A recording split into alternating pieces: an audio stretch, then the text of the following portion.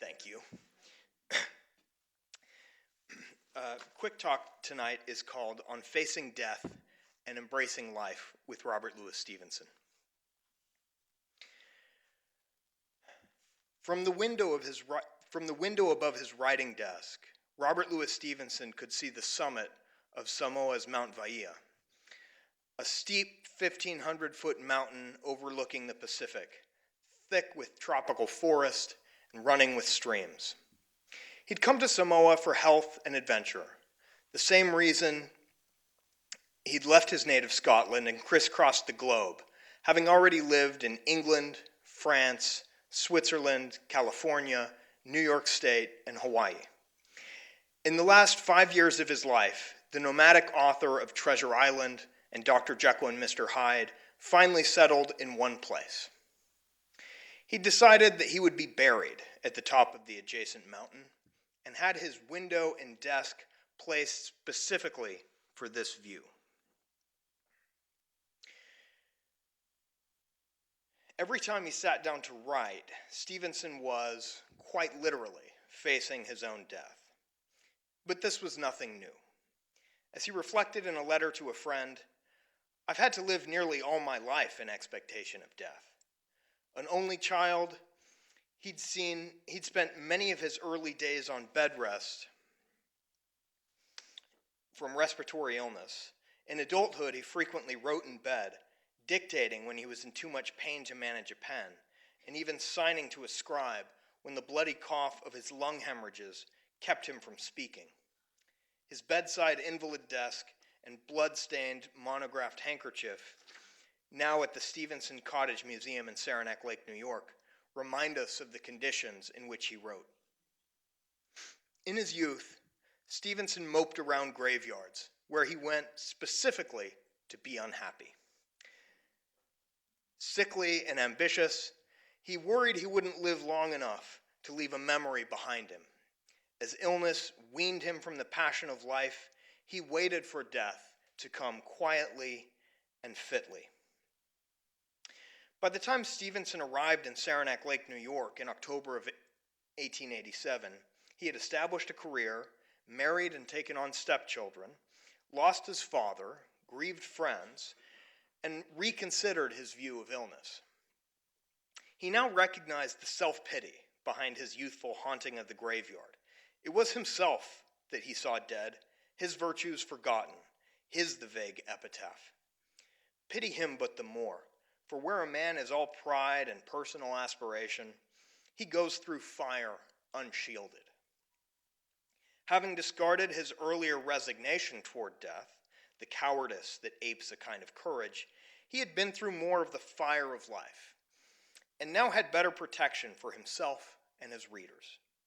He was resolved to battle illness, not just to preserve life, but to bear and forbear, help and serve, love, and let ourselves be loved for some years longer in this rugged world. Fresh off the success of Dr. Jekyll and Mr. Hyde, Stevenson arrived in New York City a celebrity and signed a lucrative contract with Scribner's Magazine for an essay series. He spent 6 months in Saranac Lake for its tuberculosis sanatorium before traveling to the South Pacific. The essays he wrote there, including The Lantern Bearers, were widely considered some of his best work. For Stevenson, who always took ethical questions seriously, there was no more difficult problem in morality than making a decent and human-hearted convalescence. And the prescription to fight illness in the harsh alpine winters of Switzerland and Saranac Lake fit his temperament. One doctor directed Stevenson to not walk, write, laugh, talk, eat, or drink too much. But he wanted a stirring life or none at all. Having convalesced in the sick rooms of temperate coastal towns in France and England, idle among spiritless idlers, not perhaps yet dying, yet hardly living either, he considered that facing the demon of cold and rough journeys in the forest could help him regain his nerve and self-respect in pursuit of an active life. Whether he was in Switzerland, shooting down an alpine slope on a toboggan, or working up a sweat ice skating on Saranac's moody pond, these environments not only seemed to benefit his health, but boosted his morale and made him feel stingingly alive. Stevenson wrote to a friend from Baker Cottage, where he would experience temperatures of 48 degrees below zero and even get frostbite on his ears. The place of our abode is Saranac Lake in the Adirondacks. It is a mighty good place, and I mean it shall do me good. While there, Stevenson saw death too closely in the form of tuberculosis bacteria under a microscope in Dr. Edward Trudeau's laboratory. The experience sickened him and shaped his essay, Pulvis et Umbra, or Dust and Ashes, the Darwinian sermon he wrote in Saranac, which searches for moral purpose in a world drenched in blood. What a monstrous specter is this man, the disease of the agglutinated dust, a thing to set children screaming. And yet, looked at nearlier, how surprising are his attributes. Poor soul, here for so little, cast among so many hardships. Who should have blamed him had he been merely barbarous? And we look abroad and behold him instead, filled with imperfect virtues, infinitely childish, often admirably valiant, often touchingly kind. Sitting down amid his momentary life to debate of right and wrong and duty. Appetites are starved, fears conquered, pains supported. Man is indeed marked for failure in his efforts to do right, but where the best consistently miscarry, how tenfold more remarkable that all should continue to strive. Stevenson's fight against death was driven by this imperfect striving for right and his love of living. For all his health struggles, he seemed to pack several lifetimes worth of experience into his 44 years, including canoeing across France and Belgium, backpacking 120 miles with a very stubborn donkey, being arrested as a suspected German spy, inadvertently starting a forest fire in California, and crossing the globe to propose to a married woman, to name only a few. Stevenson died of a cerebral hemorrhage on Samoa on December 3rd, 1894, at 44 years old. The details of his last day of life reflect his writing on approaching death. In his essay, Ace Triplix, he asks, "Who could find heart enough to begin writing any work more considerable than a halfpenny postcard when faced with the prospect of death?" Stevenson spent his last morning working like a steam engine on The Weir of Hermiston, which he believed would be his best novel, and then paced around the house, talking excitedly about his plans for future chapters. I love this image of Stevenson. Restless, only hours before his death, in the hot fit of life, laying out vast projects, flushed with hope, his mouth full of boastful language. Taking his own advice, Stevenson worked on the novel he would never finish. By all means, begin your folio. Even if the doctor does not give you a year, even if he hesitates about a month, make one brave push and see what can be accomplished in a week. It is not only in finished undertakings that we ought to honor useful labor. A spirit goes out of the man who means execution, which outlives the most untimely ending. All who have meant good work with their whole hearts have done good work, although they may die before they have the time to sign it. On display at the Cottage Museum in Saranac are manuscript pages from this unfinished book that ends mid-sentence and the last pen and inkpot Stevenson ever used. Stevenson's wife Fanny was depressed that day with an uncanny sense that something terrible would happen. Wanting to cheer her up, Stevenson played cards with her that afternoon. I look at those playing cards now, on display at the Cottage Museum, a game of chance played shortly before his death, and can't help but think of Stevenson's words after a particularly close brush with mortality 14 years earlier. It was a toss-up for life and death, but I won the toss, and Hades went off once more. This is not the first time, nor will it be the last, that I've had a friendly game with that gentleman. In his final conscious moments, Stevenson was helping Fanny prepare dressing for a salad before suddenly collapsing. In Ace Triplets, Stevenson describes the position of a South American village at the base of an active volcano. In such precarious circumstances, he reflects, even cheese and salad, it seems, could hardly be relished. But such, he reasons, is the ordinary state of mankind. And we find him, at the very end, writing ambitious novels and making big plans, working, playing, helping his loved ones, and, yes, even relishing salad.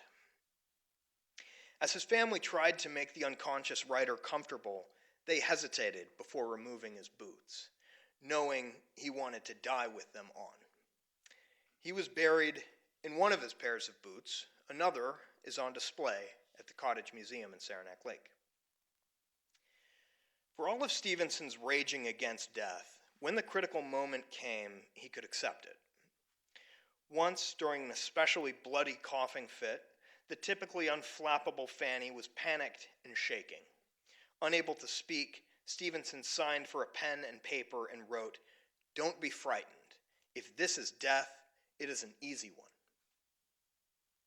His final acceptance of death is etched in stone, over 9,000 miles from his birthplace. On his tomb at the top of Mount Vaia, the memento mori, always facing him at his writing desk, is his poem and chosen epitaph, Requiem. Under the wide and starry sky, dig the grave and let me lie. Glad did I live and gladly die, and I lay me down with a will. This be the verse you grave for me. Here he lies, where he longed to be. Home is the sailor, home from sea, and the hunter, home from the hill.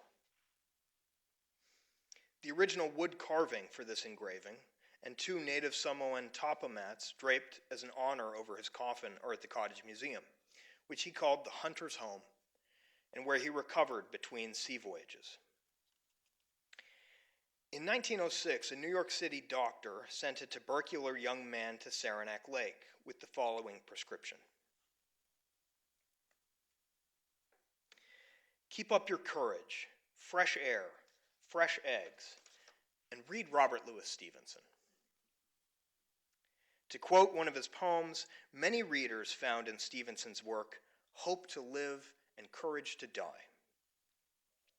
The Stevenson Society of America was established on October 30th, 1915, to preserve the cottage and its collection and, quote, to spread Stevenson's brave philosophy of living. A year later, in 1916, the London publisher Chatto and Windus, released a popular booklet. I have a copy of it here. It's called Brave Words About Death, from the works of Robert Louis Stevenson, a collection of Stevenson quotations with Ace Triplets reprinted in full. It was intentionally printed small enough to fit in a World War I soldier's uniform pocket, and meant to be read in the trenches, to recall Stevenson's phrase, so that the soldiers wouldn't go through fire unshielded.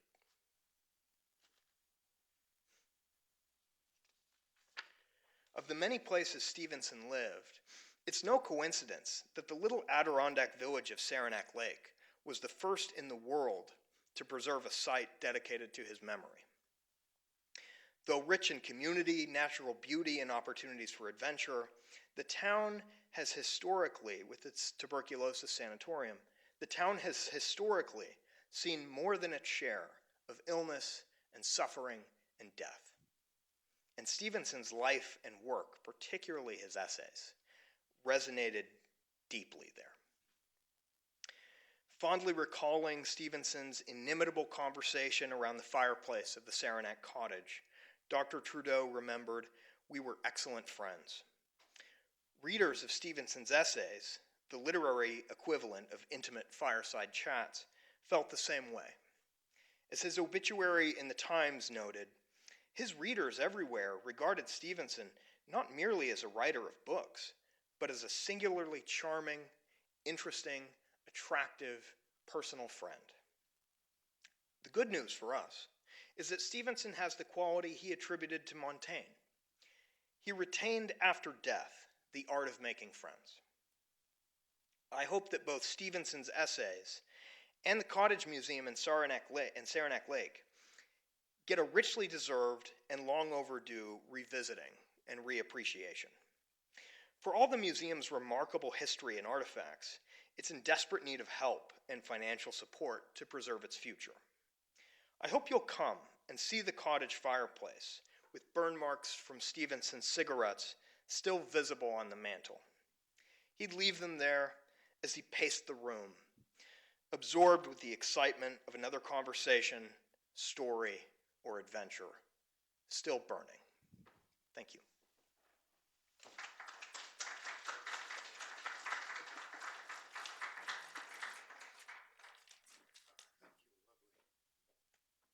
Oh, whoops, sorry. I forgot my own cues. So there are the burn marks, there's the mantle, and there's our guy with Stevenson in Washington Square. So, which I'm sure we can talk about. Yeah, actually, that would be the natural segue.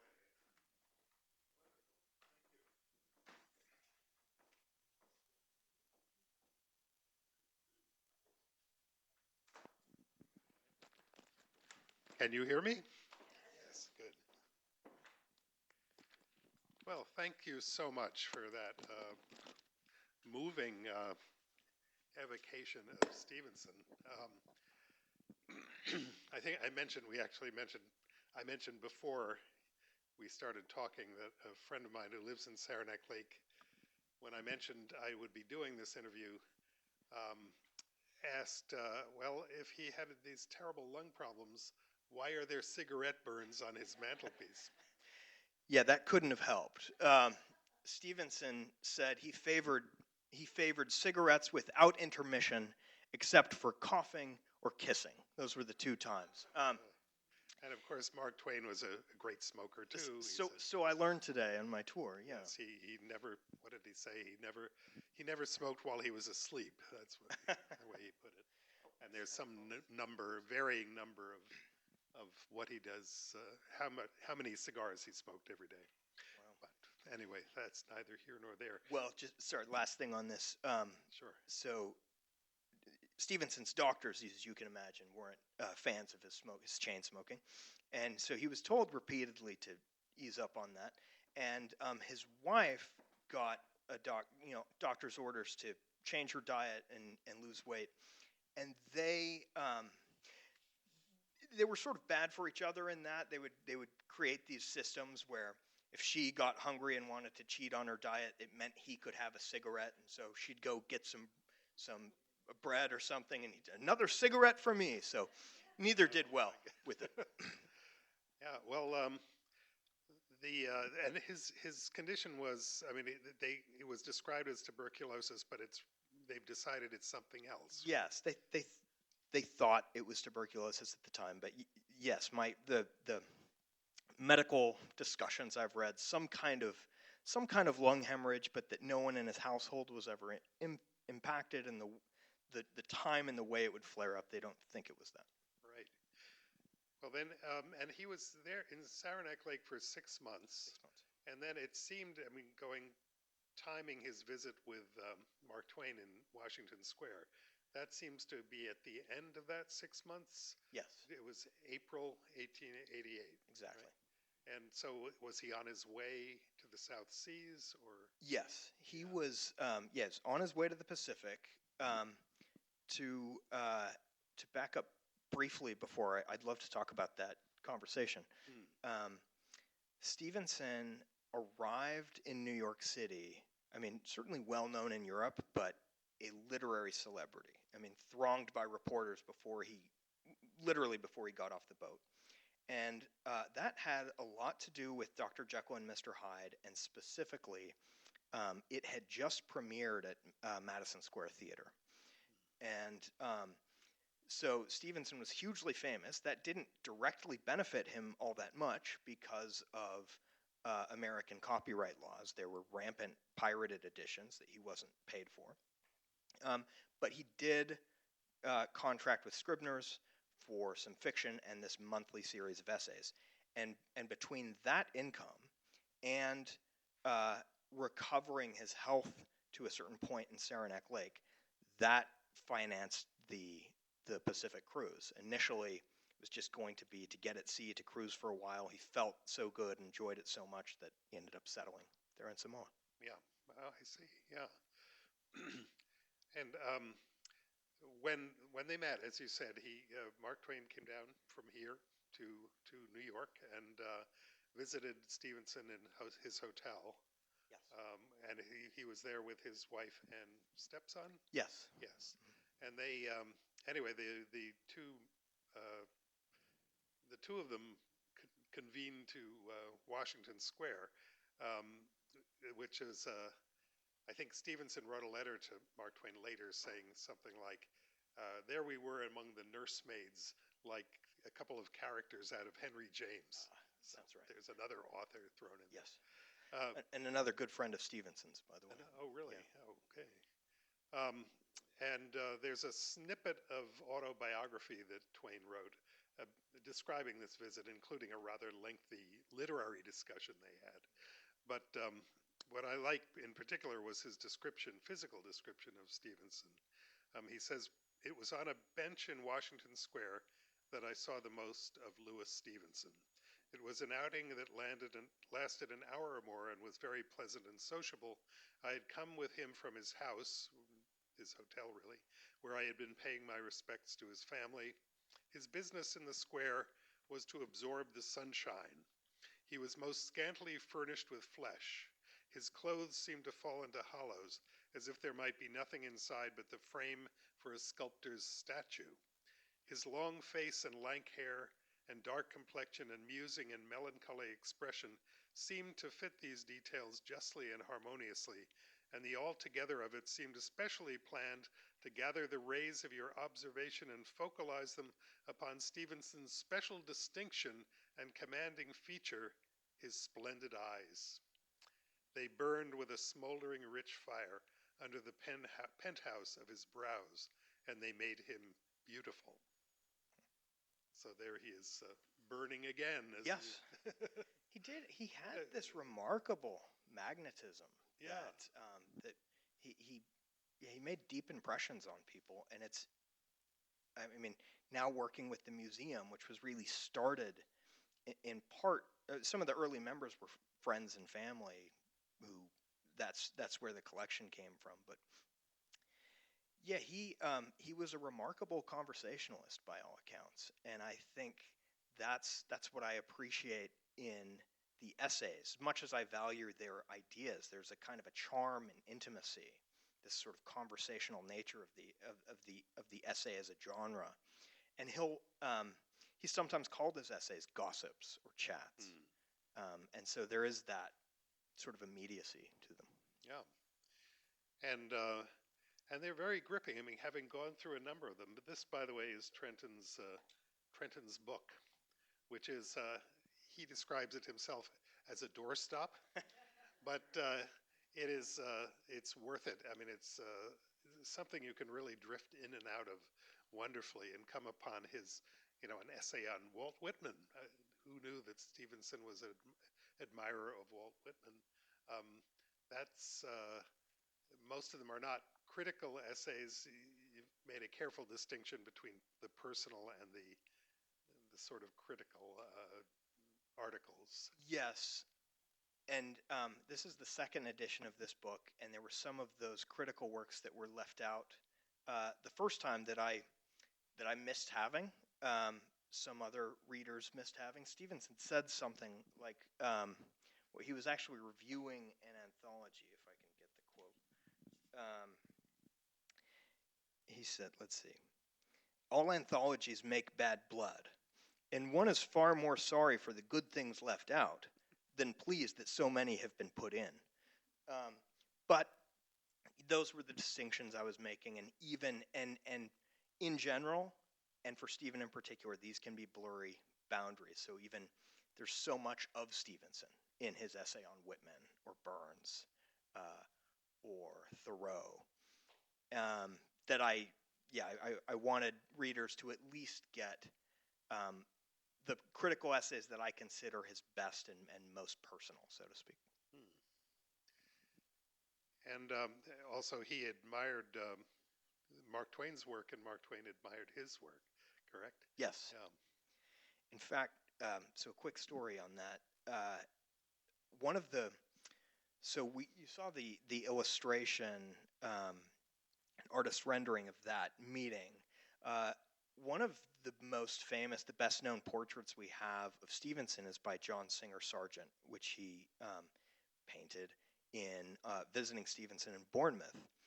And if you've seen it, or if you look it up after, Stevenson's kind of pacing around as he was wont to do. And I learned today that was a habit of Mark Twain's as well, around the dining room. But let's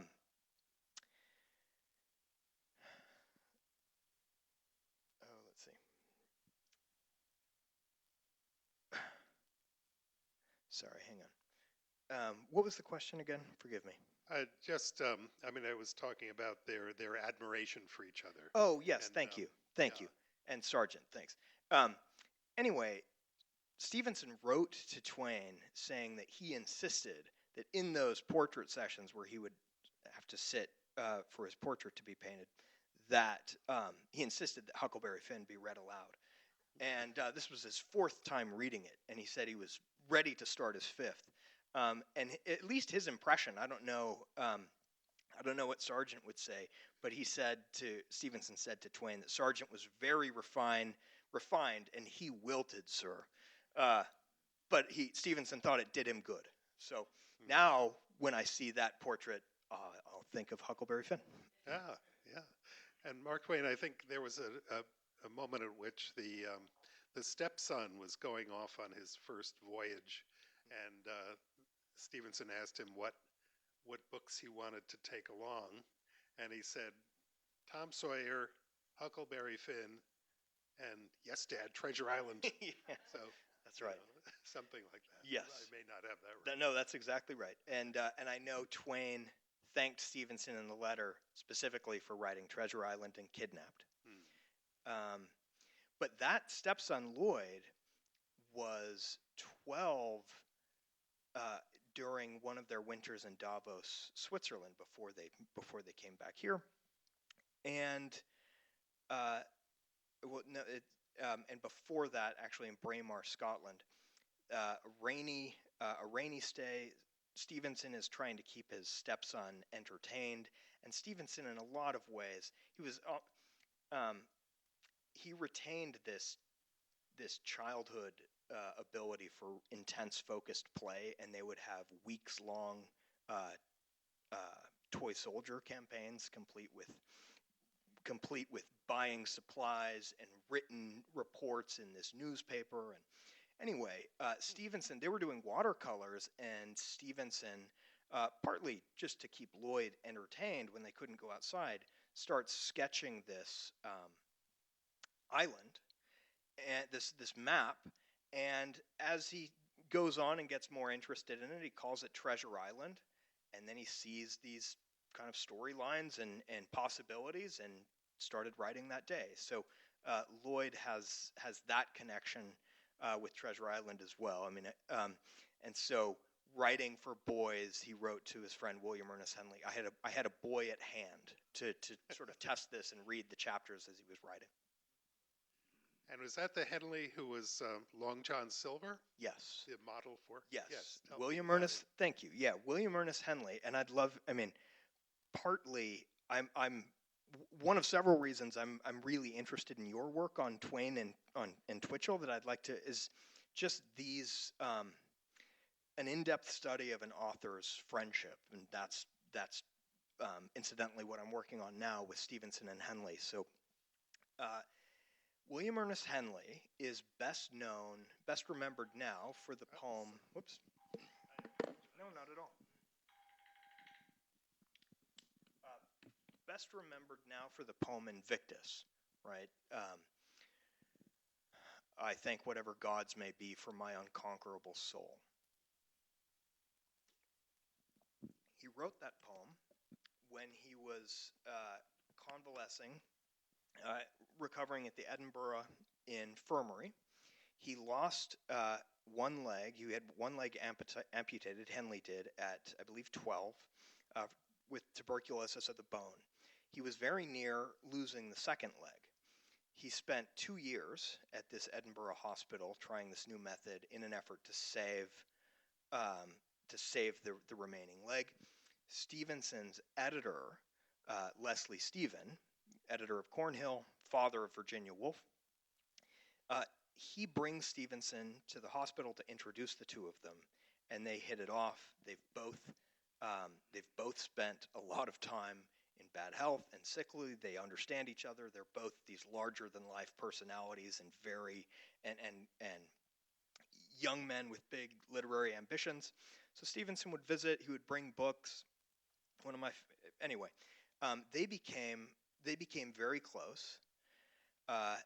Yes, Stevenson told Henley that he had, in writing the character Long John Silver, that he based it off of him and his great maimed strength, is what he said.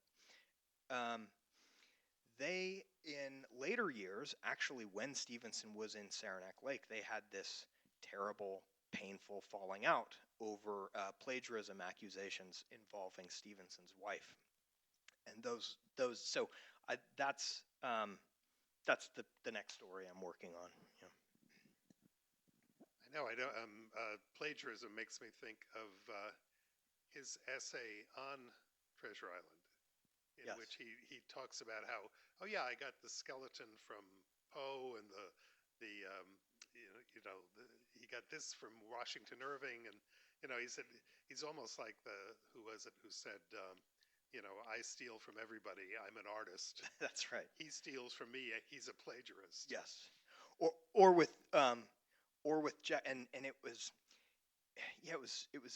interesting because Henley and Stevenson were at the center of it, but it wasn't either of them. The accusation was Stevenson's cousin, Catherine de Matos, who Henley had kind of taken under his wing as an editor, that Fanny, Stevenson's wife, had plagiarized a story from her, and there were different accounts of that. But these, really painful letters going back and forth, and it's just, it's so Stevenson. Well, maybe just to bring it full circle, Stevenson's. I mentioned that monthly essay series for Scribner's. The last essay, and he wrote these ahead of schedule so he could set sail. But the last essay to appear was the December essay, A Christmas Sermon. And at this point, the relationship has completely blown up. Stevenson is at a very low point because of it. He's just broken by it. And he wrote to their mutual friend, Charles Baxter, also Stevenson's attorney. And he says, if I die on this trip or go down at sea, I want you to pass on my last words to Henley, Auld Lang Syne. And he through Baxter, made arrangements so that Henley would be paid an allowance, but not know it was from Stevenson, which is generous, it's, I think, remarkably generous, but also Henley kind of earned that. He acted as Stevenson's agent. But anyway, in A Christmas Sermon, he ends the essay. He talks about death at the end. He ends the essay quoting Henley's poem. And his last words in the essay are about the poem, let it be our parting words. And, talking on one level to his readers, but signing off from Henley there and trying to do it as generously as he can. And the prayers at the very end of the book, these are prayers at Vailima that he would give for these weekly household Sunday services. And I can't help but think about Henley reading some of those prayers that, asking to remember kindnesses and forget grudges, but he struggled with that. Both of them did for the rest of their lives. So how did you get bit with the Stevenson bug? Good question. Yeah. My first semester of graduate school at University of Minnesota, I took a seminar on the Victorian novel with a professor named Gordon Hirsch, who was a very distinguished Stevenson scholar.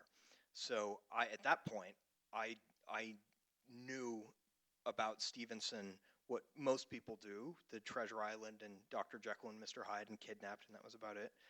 And we read a lot of the fiction that I didn't know, including The Master of Ballantrae, which was written in Saranac Lake and partially set in the Adirondacks. We read some of the Pacific fiction, which is wonderful. And writing about that, I came across these essays, and I started doing what Stevenson scholars, this sort of tendency in Stevenson scholarship has been to focus primarily on the essays, on the fiction, use the essays to illuminate that. And I was just blown over by the essays. I found them deeply insightful, often funny, quite moving, and I went to order a copy and was surprised that no one had put them together.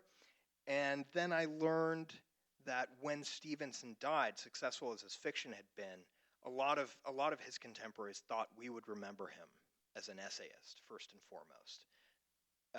There are reasons why that hasn't happened, but I'm in that camp myself. I think Stevenson is at his very best as a personal essayist. Yeah, the one that you mentioned frequently is in your introduction, and you might have mentioned it tonight. I'm not sure. The lantern bearers. Yes, you did. I mean, I just found that it evoked a sort of a seaside boyhood, although it was a place they went in the summer, in the like a vacation Yes. seaside resort. Yes. And I just, if I may be so bold, I'll even read you the very beginning of it. Oh, wonderful. If that's all right. Great. Just so you can hear a little of this voice, which I guess if you've read Treasure Island, you know that the story that just pulls you right in right away. This seaside inn and the blind guy and the black spot and all these business. I'll just read a little bit of this. These boys congregated every autumn. This begins this way. These boys congregated every autumn about a certain easterly fisher village where they tasted in a high degree the glory of existence. The place was created seemingly on purpose for the diversion of young gentlemen. A street or two of houses, mostly red and many of them tiled, a number of fine trees clustered about the manse and the kirkyard, and turning the chief street into a shady alley, many little gardens more than usually bright with flowers, nets a-drying, and fisher-wives scolding in the backward parts. A smell of fish, a genial smell of seaweed, whiffs of blowing sand at the street corners, shops with golf balls and bottled lollipops, another shop with penny pickwicks, that remarkable cigar, and the London Journal, dear to me for its startling pictures, and a few novels dear for their suggestive names, such, as well as memory serves me, were the ingredients of the town. So he puts you right there. And then he doesn't stop there. The lantern bearers are boys who would conceal their lanterns under their coats, Yes. correct? Yes. For some reason. Yeah. Can I read a passage? Is that okay please if we're do. reading? Yes. Let me find it again for you. I can find it probably. You could probably find it. Yeah, there we are. Oh, you did. You just did. There. Oh, wait, did I? Thanks. Sorry. No, not at all. Okay, so this is The Lantern Bearers. He wrote at Saranac Lake, and that, I mean, part of why, in some ways, the essays and the Cottage Museum, their history is really interwoven. Like I say, I think there's particular reason why his work meant so much in that community. But also when they kind of realized that, oh, he wrote The Lantern Bearers here, he wrote A Christmas Sermon here, he wrote The Education of an Engineer, a chapter on dreams, which is his essay about the composition of Dr. Jekyll and Mr. Hyde, which first came to him in a nightmare. and he started writing from there. Because they considered those essays Stevenson's greatest, or among his greatest contributions to literature, they thought this place specifically should be preserved, because he was not there that long, but it was a really pivotal time. And so what I like about this essay, this essay is Steve read this wonderfully evocative, nostalgic account of these boys that, as you say, that puts you right there, and we get different, we get the games they would play, the things they would entertain themselves with, and then, I mean, now we're 3 pages into the essay, and he writes this: "These are things that I recall with interest, but what my memory dwells upon the most, I have been all this time withholding." And he goes on to describe how the boys would buy these bullseye lanterns, and he can't really explain it. He's like, maybe we're trying to imitate the police. I'm not sure. But what they love to do is hide these lanterns in their jackets. And actually, I can read it better from my intro. They would hide these lanterns in their jackets and decide whether or not to reveal them or not, and they could signal to each other. But here's this wonderful passage: "The essence of this bliss was to walk by yourself in the black night, the slide shut," the slide of the lantern, it was those, you could open it or close it. "The slide shut, the top coat buttoned, not a ray escaping, whether to conduct your footsteps or to make your glory public, a mere pillar of darkness in the dark, and all the while, deep down in the privacy of your fool's heart, to know you had a bullseye at your belt, and to exult and sing over the knowledge." And partly what I like about that is you see kind of the playfulness of Stevenson, where in the passage you described, and he goes on for, here's all the different things I remember, but then he says, but that's not actually what I'm writing about, what I remember best. I've been concealing it this whole time. And so the real point, these lanterns, has been sort of hidden in the coat, so to speak. And then he reveals it, and he turns this hidden lantern into, I mean, he's writing about romance versus realism in fiction, but really this kind of metaphor for the inner life, that no matter how dark one might seem on the outside, no, he has a bullseye at his belt. Like, he has this rich, illuminated inner life that you don't know about, that you can't see from the outside. And I think that in Stevenson as an essayist, that like trying to, he has a phrase about the sort of the hidden prophet of the self. He's really trying to shine a light on his own interiority and explore it and get to the bottom of things. Now, in your introduction, you talk a lot about people who have declared the demise of the essay from time to time, mainly in the 20th century. I'm not sure if that's still a popular view, but what I wondered was, I mean, I find, as we may have noticed, there's a lot going on in the world, and I turn to op-ed pieces, short works like that. Do those count as essays, or do they have to be about loftier subjects? Yeah, good question. Thank you.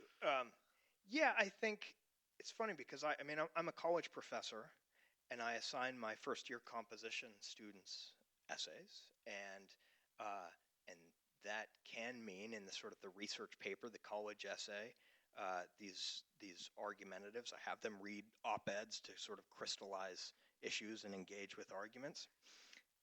But when we use the term essay as a literary genre, we're really talking more about the personal essay, the familiar essay. It's not primarily making an argument. It's more exploratory.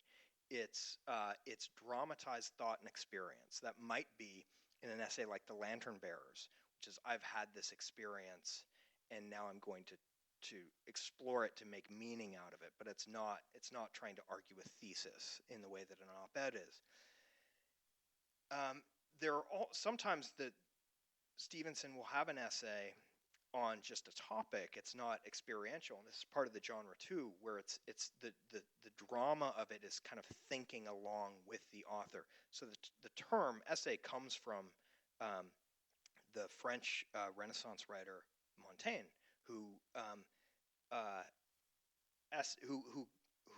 thought of these kind of literary experiments like these are attempts, kind of journeys, or to essay. And so it's not unlike that kind of argumentative op-ed. Here's the argument, and here's everything supporting it. It's more meandering. It's more exploratory. Now I think we are almost at the point, or perhaps even past the point, at which we want to invite the audience into the discussion. If you have questions, one thing I've learned tonight that this is going to be taped and put on the Mark Twain House's YouTube channel. So I guess I should probably repeat your questions after you ask them, and so that the people at home, so to speak, can hear what you're saying, because you don't have microphones. So I'll start with you.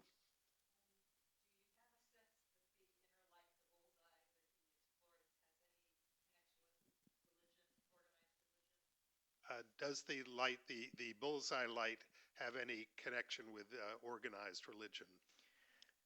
Thank you. Good question.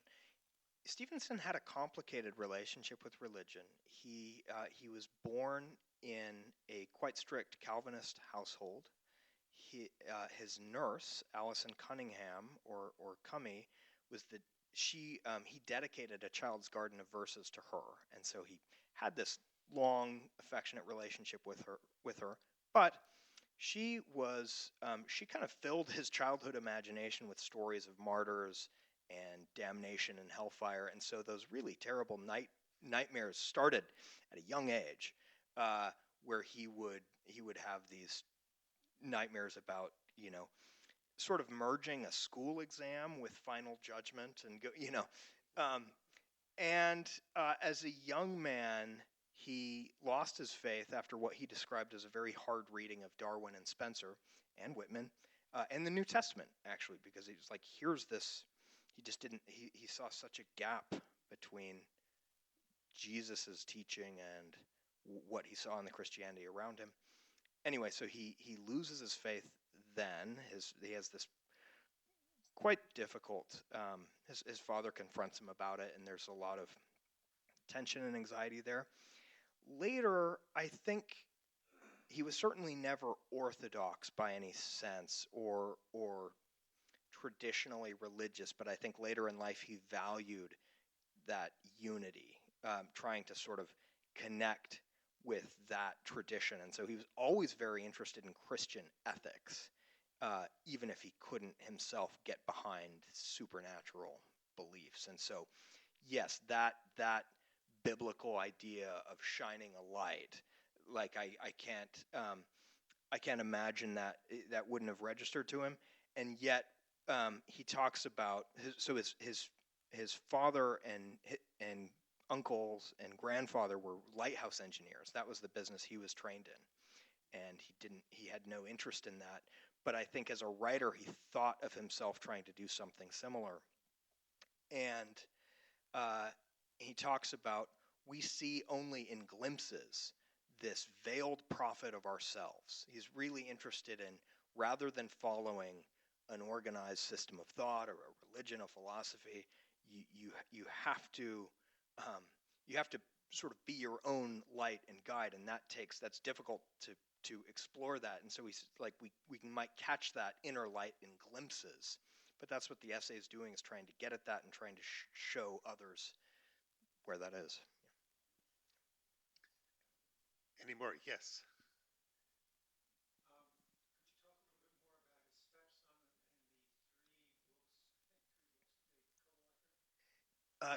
question about his stepson and the 3 books that they co-authored.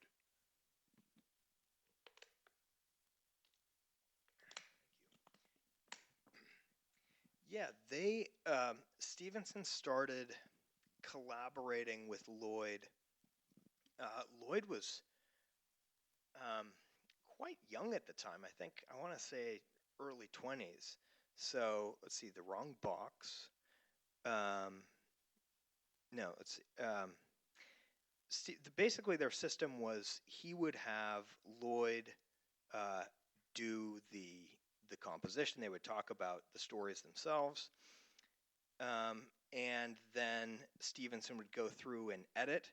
Stevenson scholars in general, as a group, have tended to not see those as some of Stevenson's strongest, and there's a lot of like, well, here's maybe where Lloyd's hand is at play. But recently, there's been some really interesting work on Stevenson and collaboration, and that process. Lloyd went on to write some of his own novels after Stevenson died.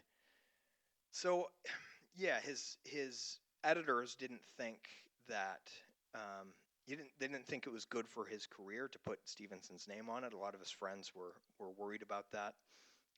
His name sold books and gave Lloyd a way in, but Stevenson was, yeah, he was happy to help, and he was enthusiastic about his stepson, maybe more than the final career warranted.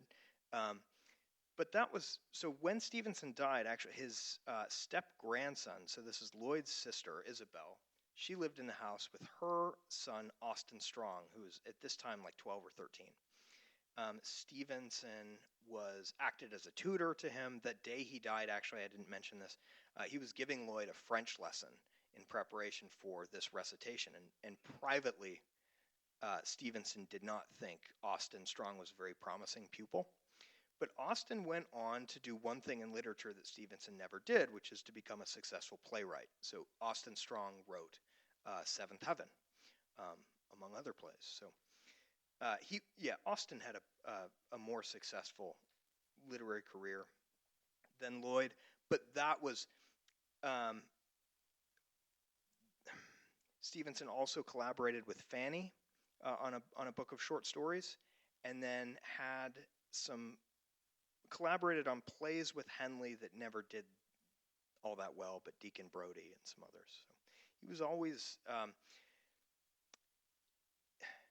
he would give more time. That usually in all these collaborations, it was more important to the other party than to him. And given how limited his time was, I think the work is interesting and worth reading. But there's something about the sort of the generosity of that, to try and bring people along with him, to try and involve them, to try and help them publish. So thank you. Any more? Yes.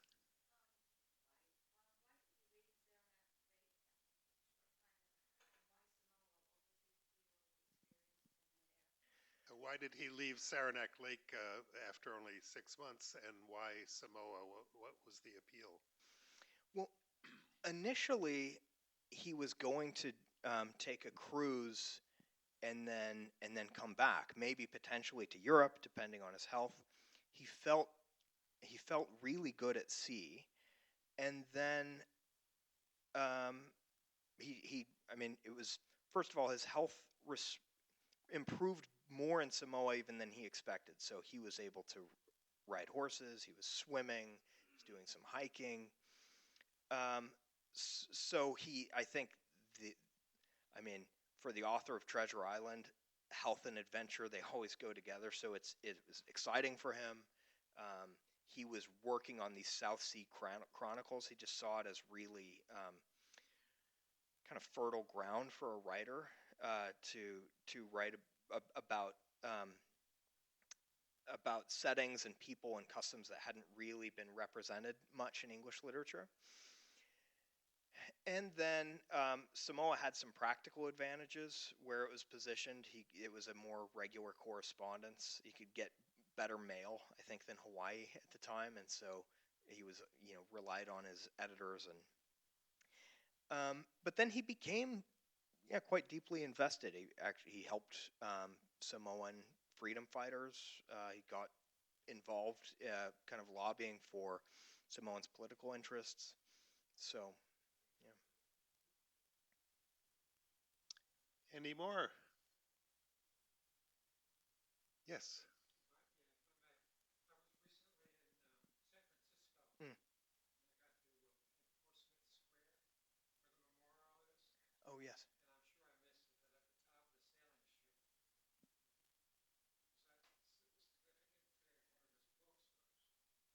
So, the questioner was in San Francisco and saw a monument in Portsmouth Square to Stevenson with a sailing ship at the top, and what would the significance of that be? Are you the particular ship? You mean, or just that there was a ship? Okay. Yeah, I think too. It's kind of evocative of Treasure Island and these adventure stories, but Stevenson's life was also a big story at the time, and so that he, particularly given his health challenges, that he set sail, that he sailed around, across the world, that he died in the Pacific, and he kind of paid a price for that because, I mean, people were very moved by his work, as you could gather from my talk, and when he died young in this kind of romanticized location, there was eventually a kind of a modernist pushback against a sentimentalized reading. And so, on the one hand, as a Stevenson scholar, I don't want us to reduce Stevenson to just some kind of figure of inspiration. On the other hand, I don't want to ignore or belittle that important part of his reception history. And so, as an example, like that, the monument you mentioned has text from a Christmas sermon, one of his essays, um, there in the plaque. And so, at that time, that's really what they were thinking he'd be remembered for. Okay, one maybe the last question. Yes, please.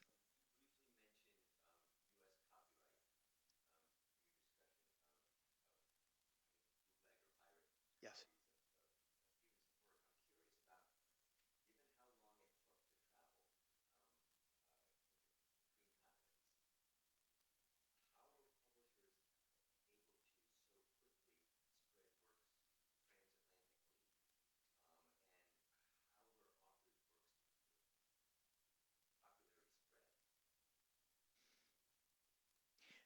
Uh, The question was given the copyright issues of Stevenson's work being pirated in America, and given the difficulties of travel in those days, how would you get Stevenson's works, presumably in to America in time to publish them uh, thoroughly? yeah, I think they were typically brought physically because you can imagine like trying to use, um, or mailed, like Stevenson's, one of his American publishers, Sam McClure, went back to England, talked with his friends, talked with his editors, gathering material. But there was kind of a delay. Uh, but I mean, Jekyll and Hyde. I suppose it wasn't that quick because Jekyll and Hyde was published. It was 1886, and so it had been over a year before he arrived there. And so, I think mail service primarily.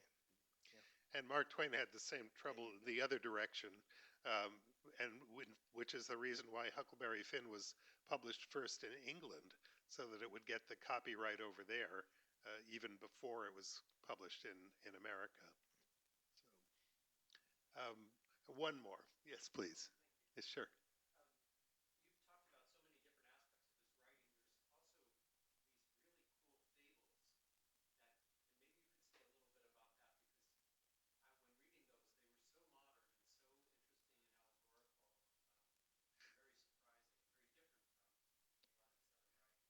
So the question is about his Stevenson's fables and how extraordinary they are. And Was there a particular one you had in mind?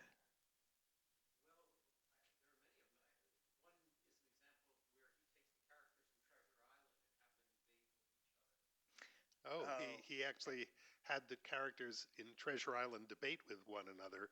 I wasn't aware of this. Yes, as I remember, so as I remember, that was in an essay, kind of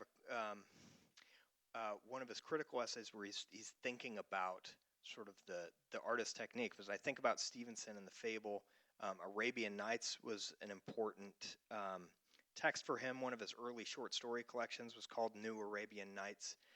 He published in the Pacific. He published a story called The Bottle Imp, which is a kind of a retelling of the Aladdin story, one of the Arabian Nights, and it was part of its literary history is it was the first story ever published in Samoan, and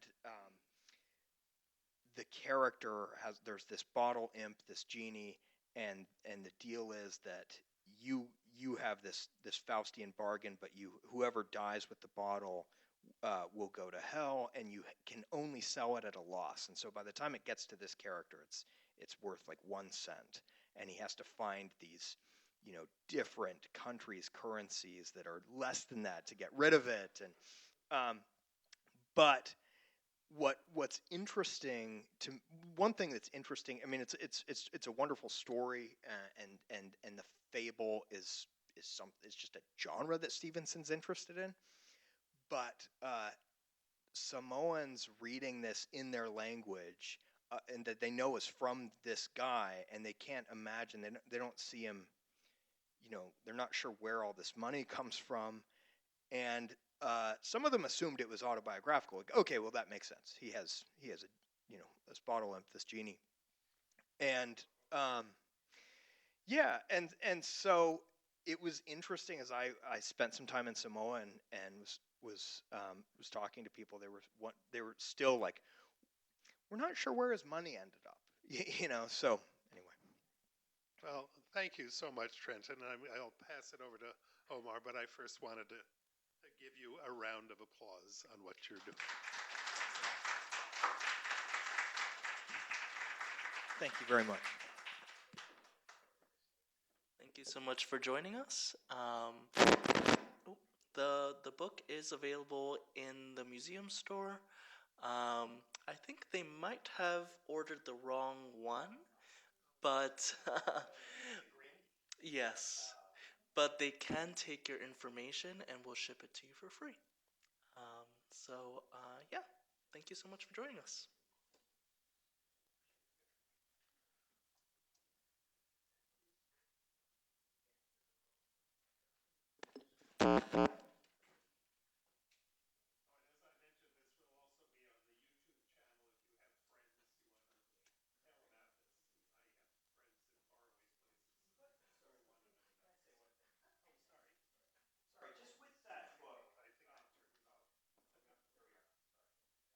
Word on that book. So I'm well, we can work things out. But this one has 10 additional essays that the first edition, the Rutledge edition, didn't have. It's also about half the price. So hopefully they'll work with you. What I'd love to do, and I'll talk with Omar about this. So it's more Stevenson's book than mine. So I had a signature stamp made so he can sign them as well, and then I sign them. And so maybe I'd be very happy to send a shipment of signed copies and of the right one, so that you have everything and it's much more readable. And again, this one retails at $27, so it's better. We also have book plates if you want to sign some. Oh, wonderful! Thank you.